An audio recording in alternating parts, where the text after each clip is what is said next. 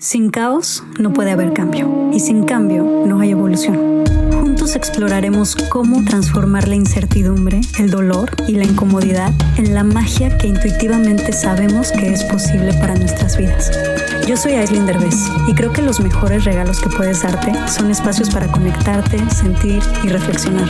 Espero que este sea uno de ellos.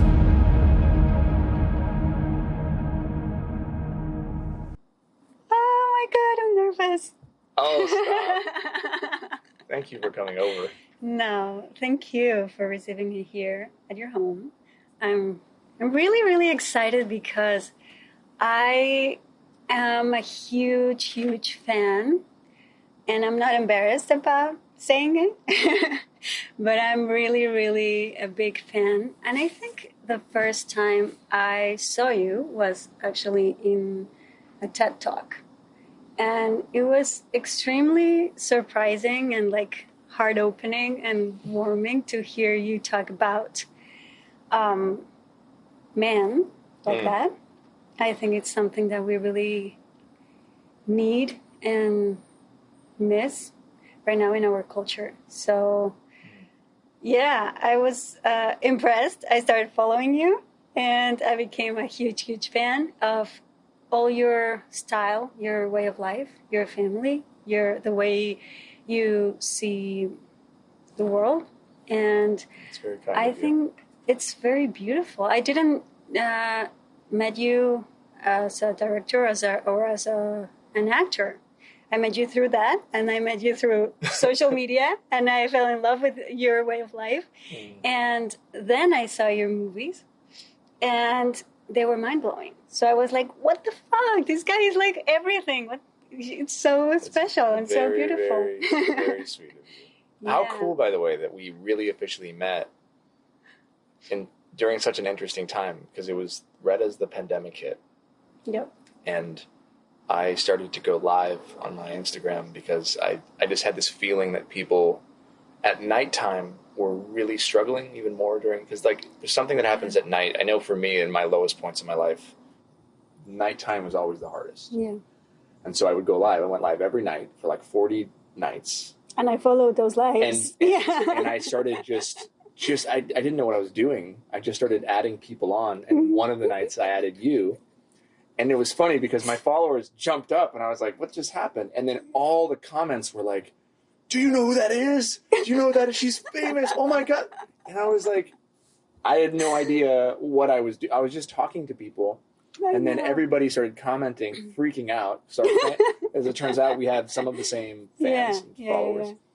And then we just had this beautiful conversation. And then we became friends off of that, which is so sweet. But Justin, that was very weird, because imagine me being like a huge fan of yours, being like, oh, this guy is such an example in life. And I just like that more men would be like that. And I would always be like, you would be like an inspiration of what a man should be, right? Wow. And then you go live, and then I'm like, what happens if I just request it? Since he has been like accepting people, maybe if I request him, it would be very funny if I go there. But obviously thousands of people must send requests. So I requested, and then I was live and I was like, fuck, it's actually happening. Like, this is either embarrassing or very special. So you're also way more famous than me, which is why I thought it was hilarious. It was just really fun. It was just funny. And then you were talking that night about doing this. Yeah. About your podcast. I was going through a very hard time, and I was just like really surrendering to life.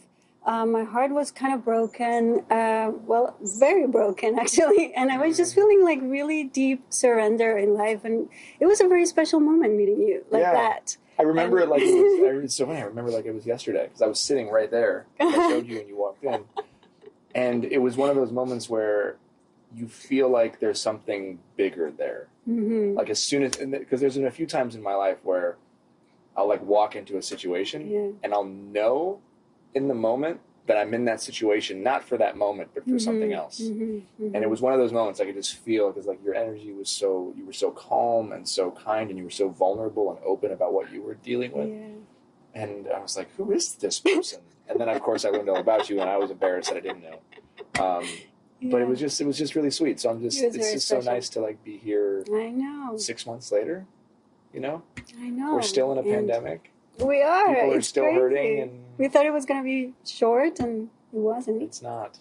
And thank you for this beautiful gift, by the way. No. This is I haven't had a necklace in so long, and I really appreciate it. I love how it was made. Oh, I'm really glad you like it.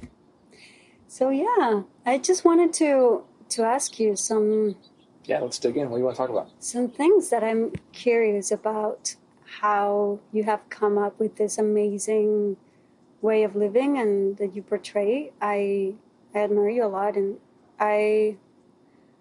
how have you been able to make your life in this culture work as a man that is vulnerable, as a man that is open, as a man that is able to support a powerful woman, which is not easy. She is a powerful woman. And she's gorgeous. She's beautiful. She just shines wherever she goes. I just saw her and I was like, oh my God, she's so beautiful. But that's not easy. That is fucking difficult. It is. And very few people have it. And how do you think, what do you think that are the little keys that you found in your life to understand?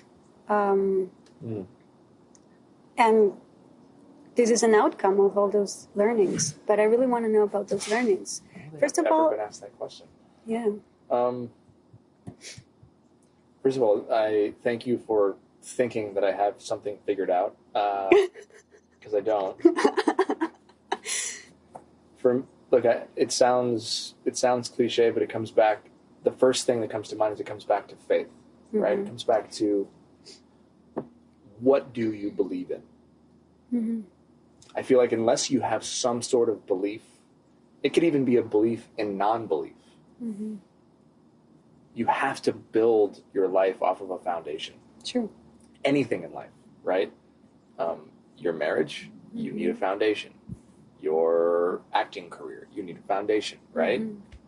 Your guys here that are working with you, they don't understand how to operate a camera. That's their foundation. Like, everybody needs a foundation. And I think the larger macro you get in scope, like life, just means it's that much bigger and more important of a foundation. So for me, it comes to belief. Okay. Why am I alive?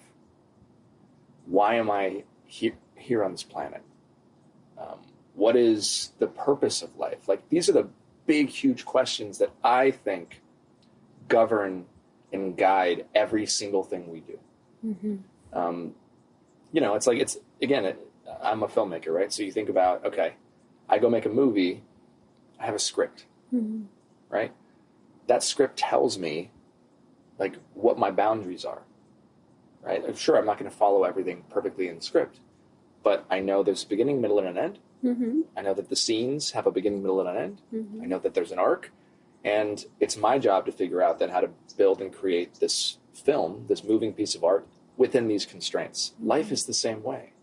If we don't know what we are doing or what we are in, then we're all just like, every day we're guessing. We're just, we don't have any rules that govern our existence. And I think that it's so important for people to think about the larger questions. And I'm not saying everybody has to have a faith, but I think that those whys, when we ask ourselves, like, well, why am I in this marriage or relationship? Well, you go deeper than that, you know? Why, what is my inspiration for what I'm doing for work or in my life? Why am I alive? What do I believe happens when I die? These are things that we often don't think about. We just push. We procrastinate to answer all these questions in our minds, or even ask the questions because they're scary. Yeah. And we don't like scary things. For me, particularly, I'm a Baha'i. I was raised in the Baha'i faith. Essentially, that means that I believe in the unity of all the religions, that we are all just different chapters in one book, that there is one God. It's not a he or a she. It's not a man in the sky with a beard. It is an unknowable essence. And we believe that we are finite human beings. Like, we only have the ability to comprehend finite things. You know, like, this is a thing, right? I can understand this thing, but I can't understand something that could create the entire universe. Yeah. Because I can't even comprehend the entire universe. Exactly. Like, how could I ever understand what a world without time would look like? Because we are bound by time. So even in the existence of our natural world, we have physical laws. Those laws tell us what we can and cannot do. We have gravity. We know if I fall from that roof, that's going to hurt me. Thankfully, we have that law. If we didn't have that law, then I would have no issues there, or I wouldn't know what would happen. So I think about faith the same way. So in the Baha'i faith, we're told that the purpose of life is to be of service to each other. Of service. It's of service to each other. It is to, like when we're a baby in the womb, we're developing our arms and our eyes so that we can see, and our vocal cords so that we can have communication. We're developing our skin to protect us from the environment, our muscles, our brain so that we can process information. All of these things we're developing in the womb for 9, 10 months. And then one day we die of that womb, and we need all of the things we've been developing. We had no use for them in the womb. We were just floating, right, in the matrix. We were just floating. We were getting our food and our sustenance, developing these things. We had no free will, no control. We're just growing all of these things. And then one day we die of that womb, and we're born here on this planet, in this world, where we need everything we were developing. The Baha'is believe that the same process is going to happen again. We are in a second womb. We are developing things, but we don't know what we're developing. We know that we don't need our bodies where we're going next. We know our bodies die here, but our souls carry on. So we're developing the arms and the ears and the eyes of our soul. So it's patience, it's kindness, it's love, it's humility. It's all of the things that every day we get thrown in our face that we struggle with. Those are the arms and the legs and the eyes and the ears of where we're going next. Exactly. Call it heaven, call it whatever you want. We know that our soul goes on. So when you have that perspective of life, for me, everything becomes like a spiritual gym. So when I get encountered with a test of my ego, I can either like act up and act like a fucking idiot, or I can think about it like, okay, this is my bench press for my soul today. Like, what do I have to learn in this moment? What is the universe trying to teach me? What is God trying to teach me? What is this other person trying to teach me? Why is this person triggering me? I have to ask myself those questions. That becomes my foundation. Once I have a foundation, I can figure out how to govern my existence, because I know like what's right from wrong. I know that lying is bad. I know that in the Baha'i faith we're told that like truthfulness is the foundation of all human virtues. Therefore, the foundation of virtues is honesty. I must be honest in every situation. That's a law. That's a rule for me. I know how to operate in the world once I have that. And it goes on and on and on and on into marriage, into relationships, into work.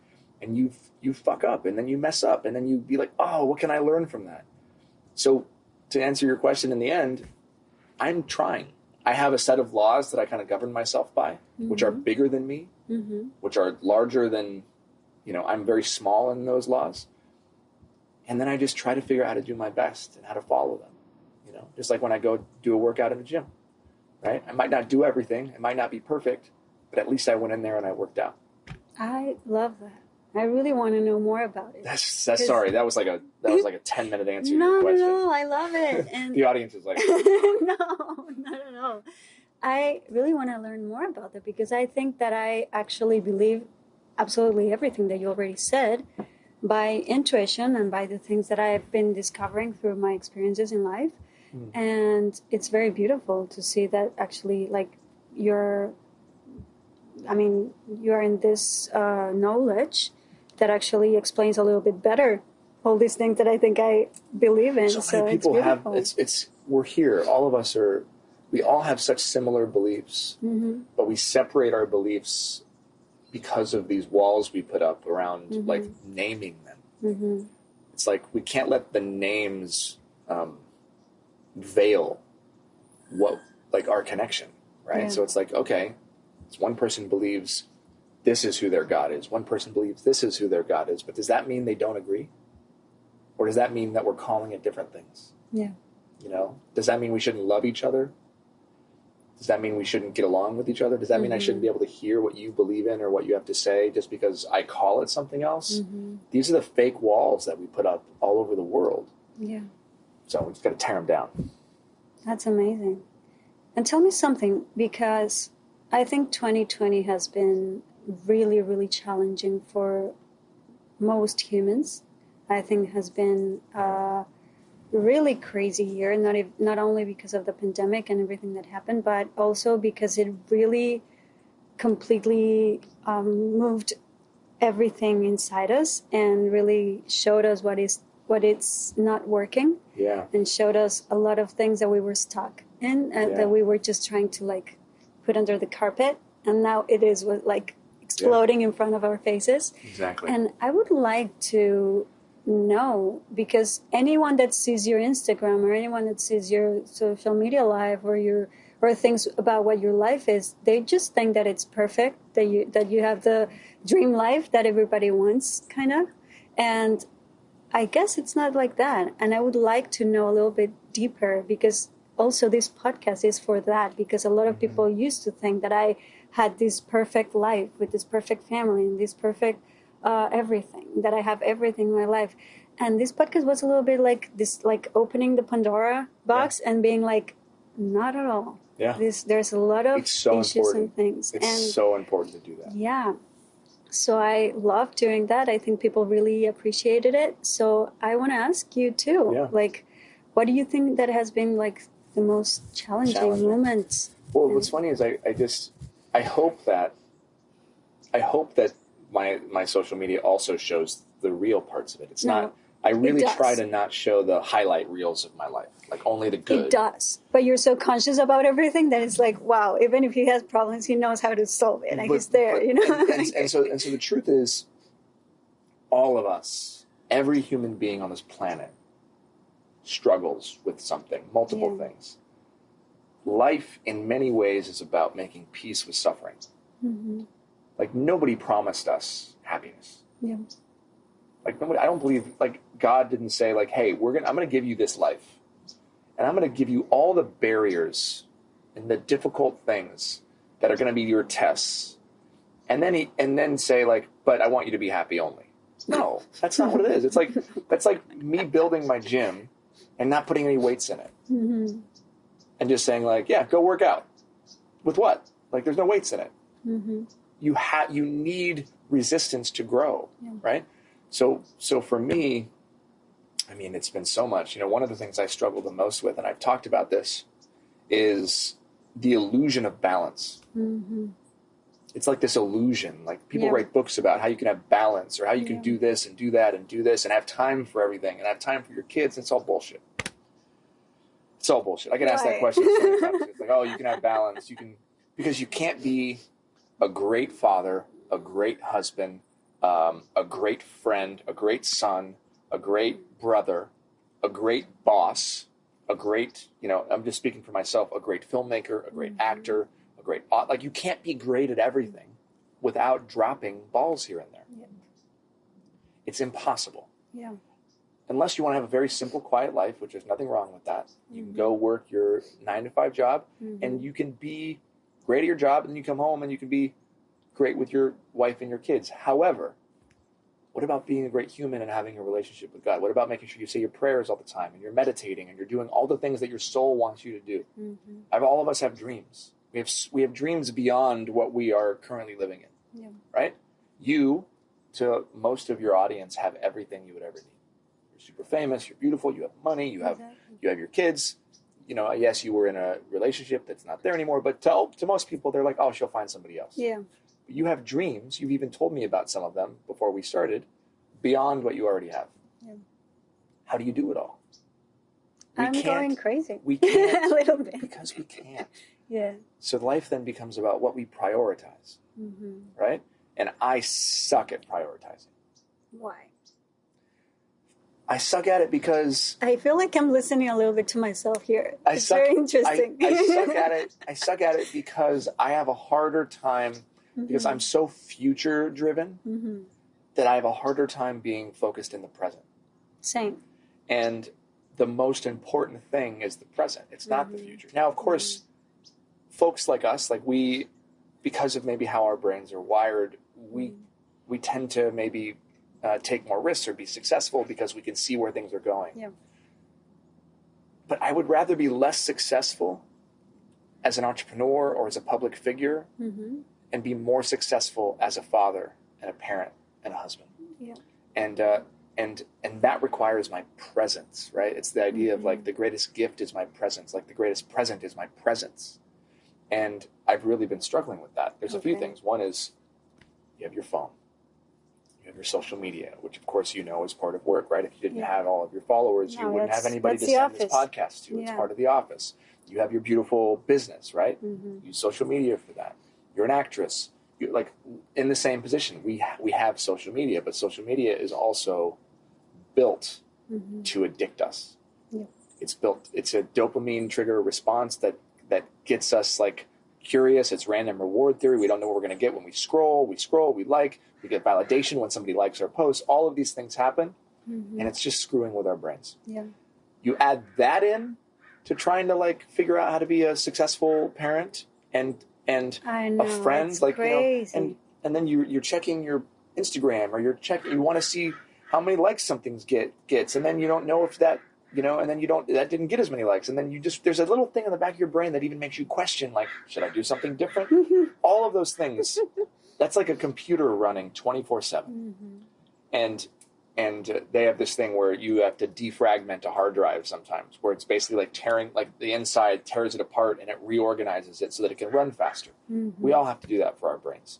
So for me, I haven't figured out how to stop living so far in the future, because I also owe it to my company. I owe it to my family. We have to create and figure out how I can live more in the present. It's one of the reasons why we're moving. You know, we're moving to Ojai. We're going to have a different kind of life. That's great. We're letting go of this beautiful house. We're going to rent it out, and we're going to, you know, live far, an hour and a half from LA.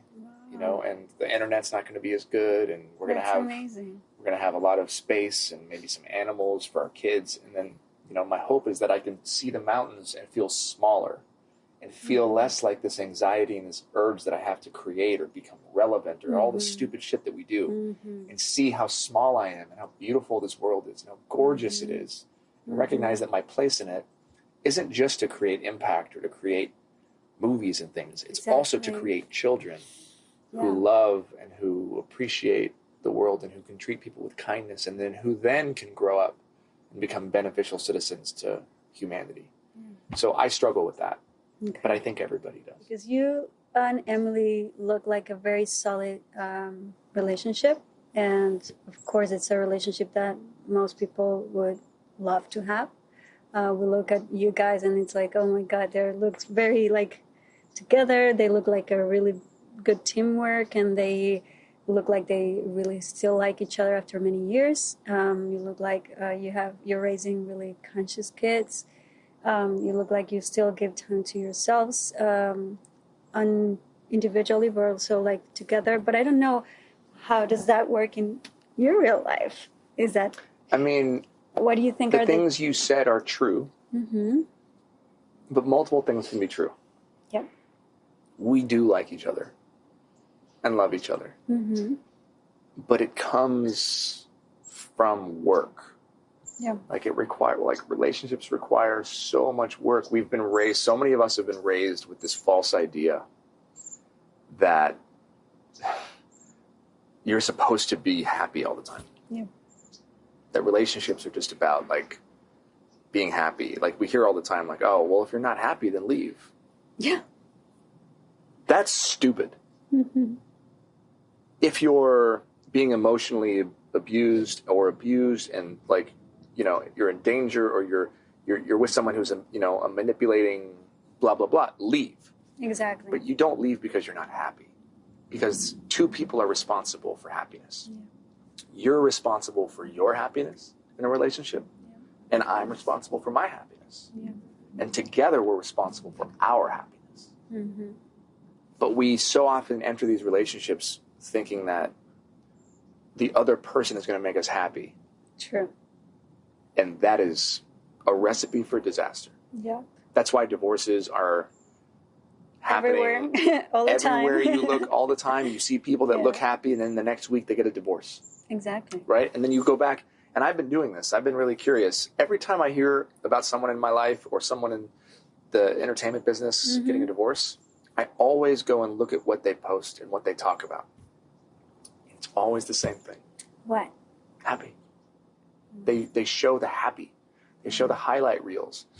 And then, which is why we're always so shocked when these people we love get divorced. True. Or when people we know get divorced, because we go, why? I thought you were happy. And like, that's not real. We were never promised happiness. We have to earn happiness. And I believe happiness comes from self-work and contentment. Like being content where you are. And that's a really hard thing in a relationship, because that means you have to accept somebody for who they are and where they are. And stop looking for this like never-ending goal that is somewhere that someone else, the other person is going to give at some time. I think that a lot of us also fall in love with the about what the other person could become in the future. Yeah, we fall in love with people's potential. Exactly. But that's, again, like that's a recipe for disaster. Or also when it happens like a situation like yours, that both people are very powerful, both people are very like have a very strong individual relationship, and like they work and they have a lot of things going on. Sometimes that doesn't work. I think that triggers insecurity. It should, exactly. I think that it should work. But for example, how do you think there's a lot of men that have a lot of trouble with strong women, with powerful women? How do you think that you manage that? That is a whole other conversation. So men, I love men. I love the complexity of men. But so much of and this is, again, I'm going to intentionally generalize, all right? But so much of the male ego is built culturally and societally around the ability to control a woman. Exactly. Yes. And that means, that's why the male ego is so fragile and delicate. Because if your worth as a man is built around whether or not you're more powerful or you can control a woman, well then, naturally, you're not going to be able to be with a powerful woman. Exactly. Because a powerful woman is going to make you feel emasculated. That's not a thing. I don't believe that a woman can make a man feel emasculated. I believe that each of us men are in control of our masculinity. Yeah. Just like I need to be in control of my happiness. I can't lean on you to fill me. Yeah. Right? Because what if you need to fill yourself that day? And I'm like, but you need to make me happy. And you're like, no, I got to make myself happy. Does that mean I'm just not going to be happy? For so long, and I know this is like this in the in the Latino culture. I know there's this element of machismo, right? A lot, yeah. And so much of that is about power. Yeah. It's about this power dynamic that men have with women, and that's also an imbalance between the masculine and the feminine. It's like we have this idea that feminine means weak. Yeah. I would argue, if you look at feminine as it exists in the world, it's the antithesis of weak. It's actually strong. It's powerful. It's malleable, right? It's flexible. If you put a oak tree and a palm tree together, and you put them both in a storm, a tornado with 200-mile-an-hour winds, right? You'd look at the palm tree and you'd think it was feminine. You'd look at the oak tree because it's strong and think it was masculine. Guess which one's still standing after the tornado or the hurricane? The palm tree. Why? Because the oak tree bent or the roots came up. Exactly. But the palm tree flows. It's more flexible with it, right? Yeah. Bruce Lee said we have to be like water, right? So I think that men get insecure by strong women. Yeah. I think men, if a woman has her own existence or her own ideas of something, and she's not available to fulfill her man's desires all the time, I think a man feels like he need something different because that's what we've been taught. And it's also not our fault. Mm-hmm. Men have been taught by fathers and uncles and what we see on TV and in media for generations and generations and generations. And unfortunately, women have also been taught the same thing. Yep. That's why so many women, I think, feel like they need to grow up to be just of service to their men. Whereas what if the men also felt like they needed to grow up to be of service to their women, right? We had a shift of perspective and like wanted a strong, powerful woman. I personally find it exhilarating and sexy and exciting to have a wife who knows her power, right? And doesn't abuse it and knows what her lines are, knows what's okay and what's not. I love it when I fall into my like more traditionally masculine body and emotional response to something, and she's like, no.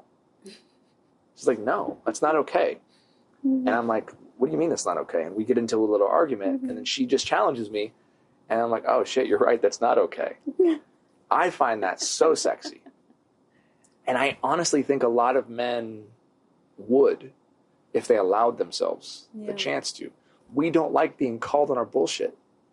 Men don't like being told we're wrong. We don't even like asking for directions. Right? Yeah. Think about how many miles and minutes we would save every year if we just asked for directions or if we were like confident not knowing. That's the premise of a lot of the work I'm doing with masculinity, is just like having truthful, honest conversations about the shit that's not serving us anymore. It's not working. We have to change it. Right? Why can't our presidents all over the world say, I don't know. Let's find out together. Yeah. What would happen if like we had leaders in the world that reached out and asked for help, reached out to other countries or asked for solutions? Like just the idea of us not having to know everything all the time should take a weight off of our shoulders 100%. and make us so happy. Like, why not ask my wife if she knows the answer to something versus just trying to figure it out myself? These are all the things that work into that. So back to your main question, and I know I go on tangents, but for me and Emily, there was always going to be sparks. And there's always going to, like with two strong personalities, there's always going to be a clash in what she wants versus what I want during some part of the day or in something, whether it's parenting style or career or whatever it is. But we have been raised to believe those things are bad. We've been raised to believe that our women should agree with us. Right? And that our men need to provide for us or whatever it is, or that we need to allow them to lead. Right? But that's just like giving into the fact that men have fragile egos and women don't have a sense of direction.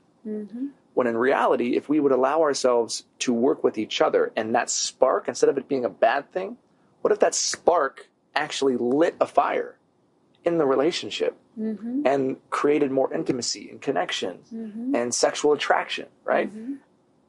These are all the things that are possible if we step out of our egos, if we stop being so insecure as it relates to our women or our men, right? And just allow ourselves to like be in a flow state with that person. And when we're wrong, we're wrong. We apologize. I act up, and I think I say I'm sorry almost as much as I say I love you. Okay. And I say I love you all the time. Then that's the reality with me and Emily. And if she's out here, we should get her. I kind of want her to pop in. You should see if she's that would be amazing. But I honestly believe that I say I'm sorry almost just as much as I say I love you. And I think that that's okay. Because that means I mess up that much. Or I say something wrong, or I say something that I actually don't necessarily agree with, but I'm saying it out of ego. And that's going to happen all the time. I just have to be willing to say I'm sorry. There's thousands of reasons why I say something that I shouldn't say, or why I like come at you when I shouldn't. It's history. It's emotional history. It's past traumas. It's something I was bullied about when I was younger. It's who knows. It's the way that somebody triggers me or makes me feel insecure. I might say something that I don't mean. Mm-hmm. The difference is, how fast can I apologize? And that also creates a recipe for success between, a husband and a wife, or partners. It's not just... And do you believe like in going into therapy or... Oh, yeah. Yeah? Therapy is so important. It's also really important, I believe, in a relationship. Not just a marriage. Mm-hmm. It could be a hetero relationship or with partners, whatever it is, to not make the other person your therapist. True.